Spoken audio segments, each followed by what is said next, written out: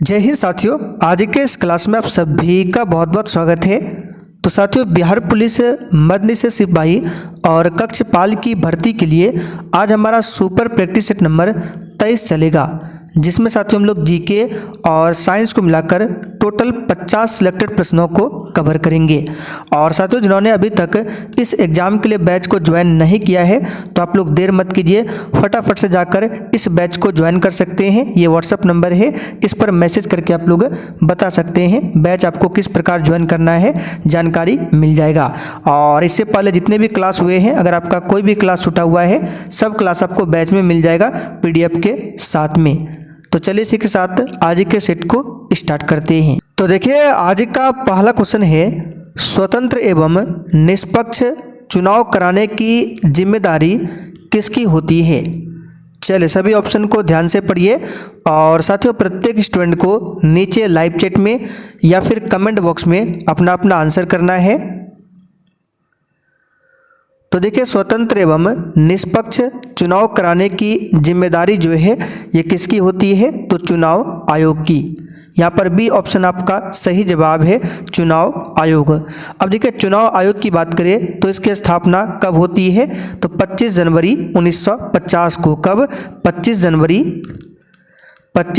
1950 को निर्वाचन आयोग की स्थापना होती है। इसलिए हम लोग 25 जनवरी को क्या मनाते हैं, राष्ट्रीय मतदाता दिवस। यहाँ से और भी क्वेश्चन बनता है, जैसे अगर आपसे पूछे भारत के प्रथम निर्वाचन आयुक्त कौन थे, तो याद रखिएगा सुकुमार सेन। ठीक है, सुकुमार सेन ये कौन थे, भारत के प्रथम निर्वाचन आयुक्त। इस बात को ध्यान रखिएगा। चुनाव आयोग के बारे में किस भाग में बताया गया है, तो याद रखिएगा भाग 15 में चुनाव आयोग के बारे में बताया गया है। और आर्टिकल 324 से लेकर 329 तक में निर्वाचन आयोग यानी चुनाव आयोग का प्रावधान मिलता है। और साथ ही यहाँ पर आप लोग देख सकते हैं, आपके बैच में 1 लाइनर जीके जीएस नोट्स का सेट 24 तक अपलोड हो चुका है। आप लोग जाकर रिवीजन कर सकते हैं।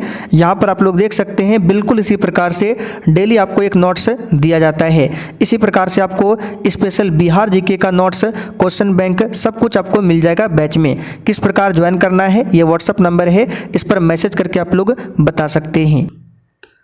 आगे देखिए, लोकसभा का कार्यक्रम कितने वर्षों का होता है। और देखिए, जो भी साथी चैनल पर पहली बार आए हैं, आप लोग चैनल को सब्सक्राइब कर लीजिए ताकि इस एग्जाम से संबंधित आपका एक भी क्लास छूटे ना। तो साथियों, लोकसभा का कार्यक्रम जो है कितने वर्षों का होता है, तो यहाँ पर इसका सही जवाब है 5 वर्षों का होता है। कितने वर्षों का होता है, 5 वर्षों का होता है। लोकसभा के बारे में किस अनुच्छेद में बताया गया है, तो अनुच्छेद 81 में लोकसभा के बारे में बताया गया है। लोकसभा को निम्न सदन भी बोला जाता है। आगे देखिए, विधानसभा का नेता कौन होता है। चलिए क्वेश्चन नंबर 3 के लिए आप लोग आंसर बताइए, विधानसभा का नेता कौन होता है। तो साथियों, मुख्यमंत्री जो है विधानसभा का नेता होता है। यहाँ पर बी वाला ऑप्शन आपका सही जवाब है, मुख्यमंत्री। अब देखिए, विधानसभा की बात करें तो विधानसभा का सदस्य बनने के लिए न्यूनतम आयु सीमा कितना होना चाहिए, तो 25 वर्ष। ठीक है, और विधान परिषद का अगर आपको सदस्य बनना हो तो उसके लिए न्यूनतम उम्र है 30 वर्ष। तो विधानसभा के लिए 25 वर्ष, विधान परिषद के लिए कितना है, तो 30 वर्ष। आगे देखिए, भारत के संविधान के अनुसार निम्नलिखित में से कौन स्वतंत्रता के अधिकार में शामिल नहीं है।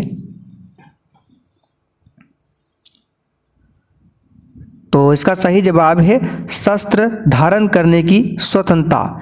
ये स्वतंत्रता के अधिकार में शामिल नहीं है। बी ऑप्शन यहाँ पर आपका सही जवाब है, ध्यान रखिएगा। आगे देखिए, मूलभूत चुनौती में शामिल है, बताइए क्या।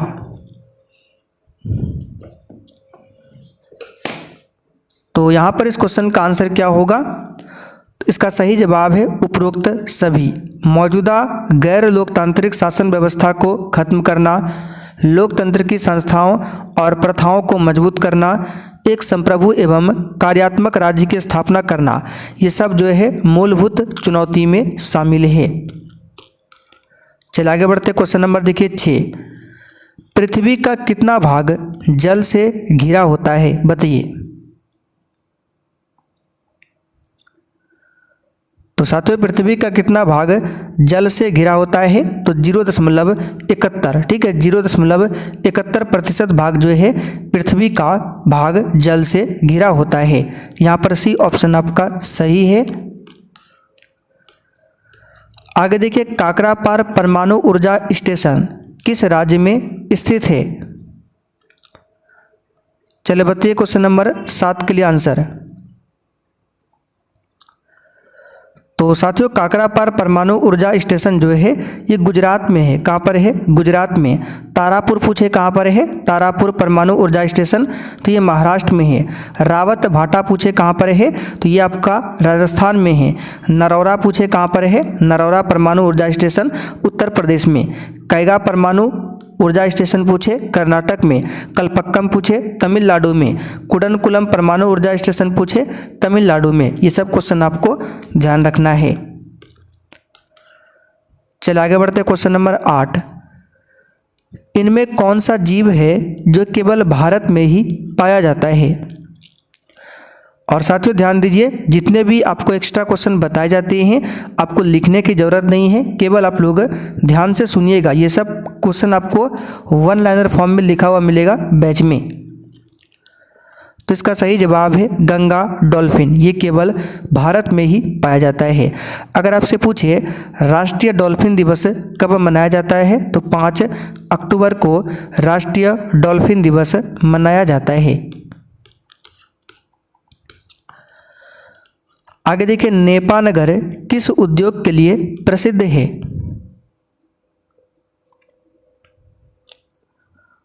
तो साथियों नेपानगर जो है अखबारी कागज के लिए प्रसिद्ध है। ठीक है, अखबारी कागज के लिए। यहाँ पर सी ऑप्शन आपका सही है। चलिए आगे बढ़ते, क्वेश्चन नंबर देखिए 10। बागमती परियोजना बिहार के किस जिले में स्थित है?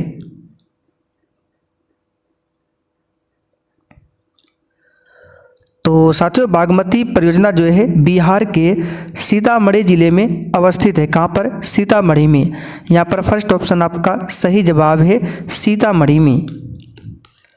आगे बढ़ते हैं, स्वराज दल की स्थापना कब और किस वर्ष में हुई थी?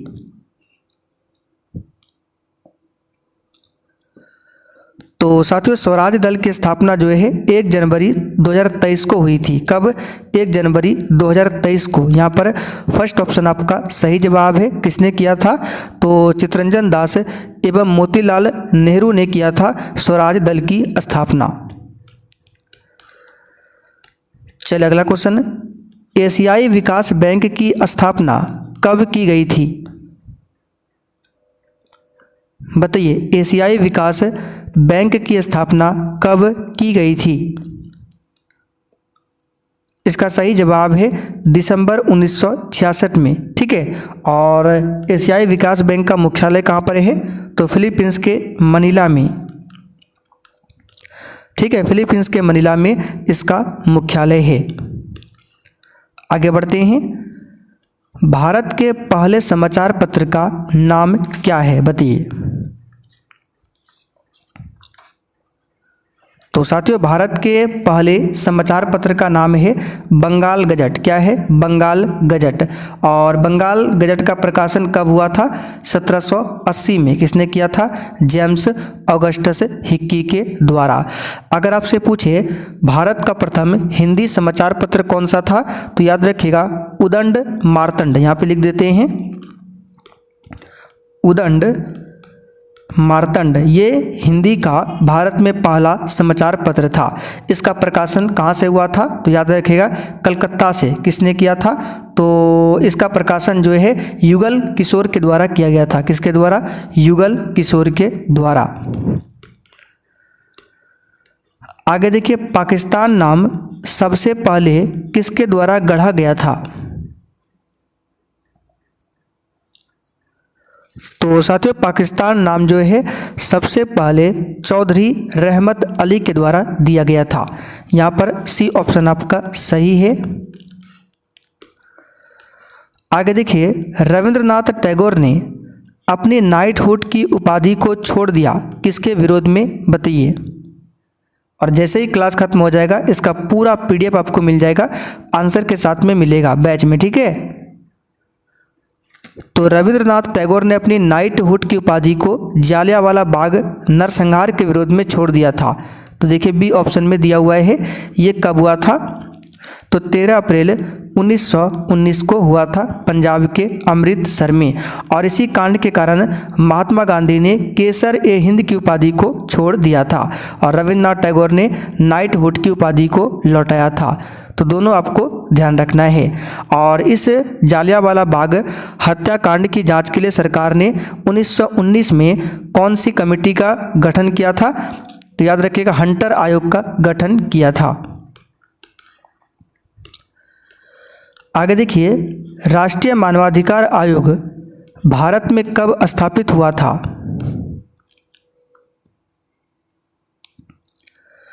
तो राष्ट्रीय मानवाधिकार आयोग भारत में 1993 में स्थापित हुआ था। यहाँ पर सी ऑप्शन आपका सही जवाब है। और राष्ट्रीय मानवाधिकार आयोग के प्रथम अध्यक्ष कौन थे, तो रंगनाथ मिश्र। कौन थे, रंगनाथ मिश्र। आगे देखिए, महाराजा सवाई जयसिंह यानी कि जयसिंह द्वितीय ने वेधशाला स्थापित की में एक खगोलीय, कहाँ पर बताना है, खगोलीय वेधशाला स्थापित किया था। तो इसका सही जवाब है उज्जैन में, ठीक है। महाराजा सवाई जयसिंह ने उज्जैन में एक खगोलीय वेधशाला की स्थापना किया था। यहाँ पर ए ऑप्शन आपका सही जवाब है। आगे देखिए, भारत की संविधान सभा की संघ शक्ति समिति के अध्यक्ष कौन थे, तो संघ शक्ति समिति, ठीक है, यानी संघीय संविधान समिति, इसके अध्यक्ष थे पंडित जवाहरलाल नेहरू। अगर आपसे पूछे संविधान सभा में संचालन समिति के अध्यक्ष कौन थे, डॉक्टर राजेंद्र प्रसाद। प्रारूप समिति के अध्यक्ष कौन थे, डॉक्टर भीमराव अंबेडकर। प्रारूप समिति में टोटल 7 सदस्य थे। प्रांतीय संविधान समिति के अध्यक्ष कौन थे, सरदार वल्लभ भाई पटेल। चलिए आगे देखते हैं। आधुनिक अर्थशास्त्र का जनक किसे माना जाता है, बताइए। तो साथियों, आधुनिक अर्थशास्त्र का जनक एडम स्मिथ को माना जाता है। फर्स्ट ऑप्शन आपका सही जवाब है, एडम स्मिथ को माना जाता है। ध्यान रखिएगा, अगर आपसे पूछे भारत में आर्थिक उदारीकरण का जनक किन्हें माना जाता है, तो डॉक्टर मनमोहन सिंह को। आगे देखिए, भारत के लोकपाल का नया आदर्श वाक्य क्या है, चलिए बताइए इस क्वेश्चन का आंसर क्या होगा। तो भारत के लोकपाल का नया आदर्श वाक्य क्या हो जाएगा, तो यहाँ पर इस क्वेश्चन का आंसर आपका हो जाएगा ऑप्शन बी वाला, नागरिकों को सशक्त बनाए, भ्रष्टाचार को उजागर करें। बी ऑप्शन यहाँ पर आपका सही है। आगे देखिए, लघुपथन यानी कि शॉर्ट सर्किट के समय परिपथ में विद्युत धारा का मान क्या होता है, तो ये आपने 10th क्लास में भी पढ़ा होगा, बहुत अधिक तक बढ़ जाता है परिपथ में विद्युत धारा का मान। आगे देखिए, आधुनिक आवर्त सारणी में आवर्त में बाएं से दाएं जाने पर परमाणु का आकार क्या होता है, बताइए। तो इसका सही जवाब है घटता है। क्या होता है, घटता है। स्वपोषी पोषण के लिए आवश्यक है, बताइए।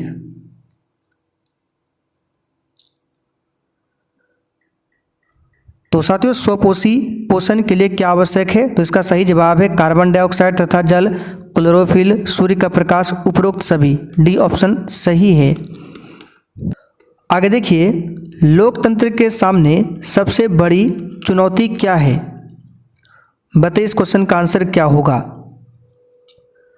तो इसका सही जवाब है लोकतंत्र को सशक्त बनाना। सी ऑप्शन आपका राइट है।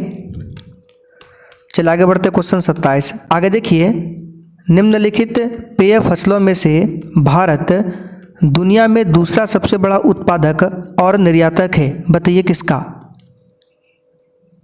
तो इसका सही जवाब है चाय का। सी ऑप्शन यहाँ पर आपका राइट है, चाय। ठीक है, चाय की बात करें तो भारत में सबसे अधिक चाय कहाँ पर होता है, तो असम। कॉफ़ी की बात करें तो कॉफ़ी का सबसे बड़ा उत्पादक देश पूछे तो ब्राज़ील, और भारत में पूछे कॉफ़ी कहाँ पर अधिक होता है तो कर्नाटक में। कहाँ पर, कर्नाटक में। मुद्रण की तकनीक सबसे पहले कौन से 3 देशों में आई थी, तो ये क्वेश्चन आपको पहले भी करा चुके हैं, चीन, जापान और कोरिया। फर्स्ट ऑप्शन आपका राइट है। मुद्रण की तकनीक की शुरुआत चीन में हुआ था। कहाँ पर हुआ था, चीन में हुआ था। यहाँ से कुछ क्वेश्चन आपको बताते हैं। अगर आपसे पूछे भारत में छापा खाना की शुरुआत किसने किया था, तो पुर्तगाली ने किया था। किसने किया था, पुर्तगाली ने। और आधुनिक छापा खाना का आविष्कार किसने किया था, जॉन गुटेनबर्ग ने। किसने, जॉन गुटेनबर्ग ने। विविध खेती क्या है, तो ये एक खेती का प्रकार है। आगे बढ़ते हैं। भारत में पहला जल विद्युत संयंत्र कहाँ लगाया गया था,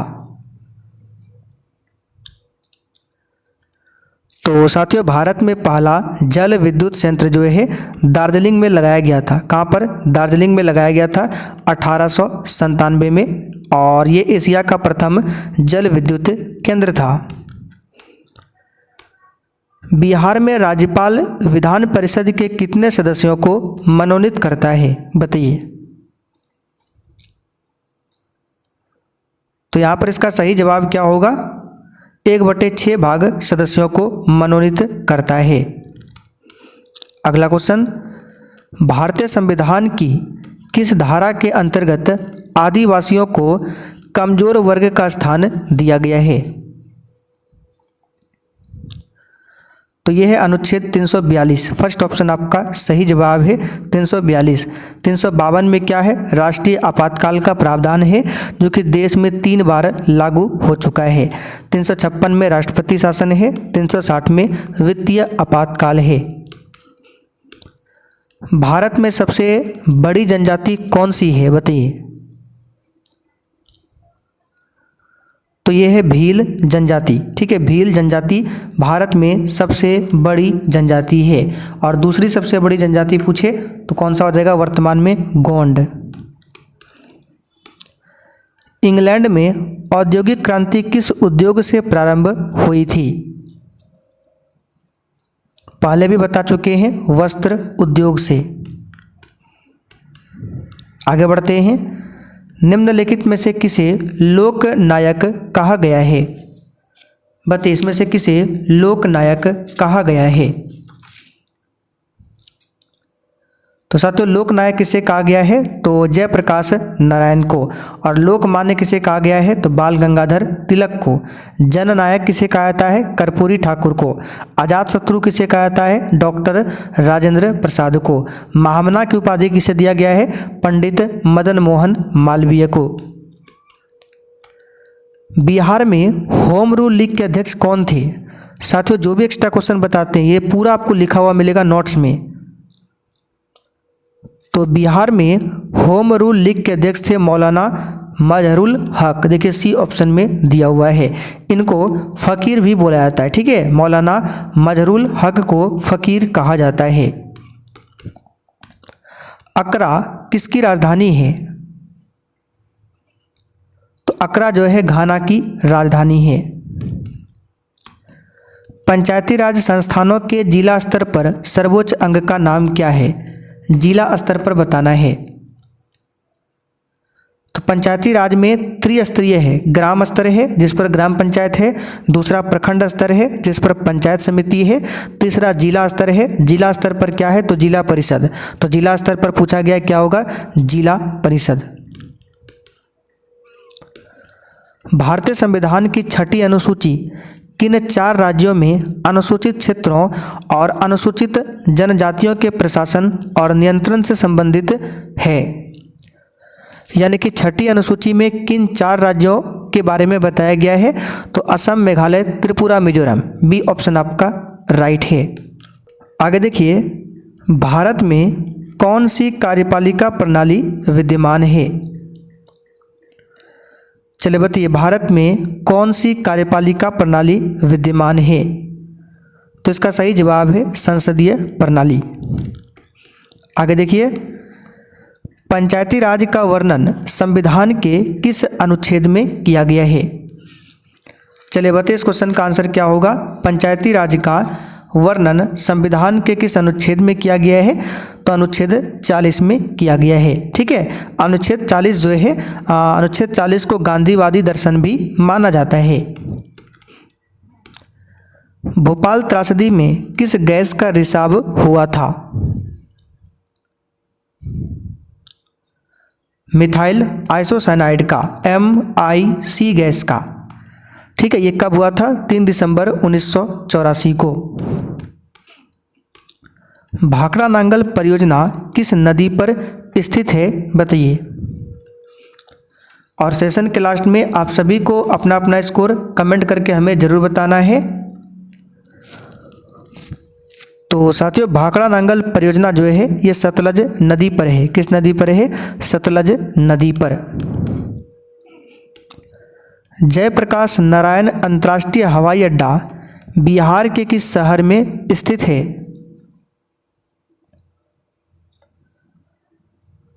तो साथियों, पटना में है। कहाँ पर है? पटना में स्थित है। ठीक है, वीर सावरकर अंतर्राष्ट्रीय हवाई अड्डा पूछे कहाँ पर है? तो श्री विजयपुरम, जिसका पहले नाम क्या था? तो अंडमान निकोबार की राजधानी पोर्ट ब्लेयर। श्री विजयपुरम का पहले नाम क्या था? Port Blair. भारत में वन्यजीव संरक्षण अधिनियम कब से लागू हुआ? तो वन्यजीव संरक्षण अधिनियम 1972 में लागू हुआ था। इसी के तहत 1973 में प्रोजेक्ट टाइगर की शुरुआत होती है। फिर वन संरक्षण अधिनियम कब आया था? 1980 में।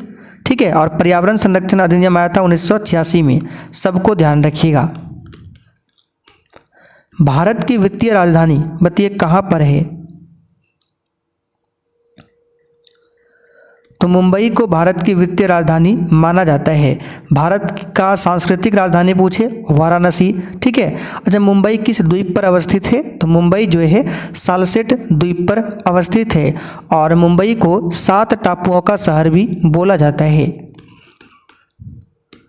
विधानसभा का नेता कौन होता है? अभी थोड़ी देर पहले हमने बताया था, शायद आपको, मुख्यमंत्री होता है। जालियांवाला बाग हत्याकांड की जांच के लिए सरकार ने किस समिति का गठन किया था? इसका सही जवाब है हंटर समिति का गठन किया था।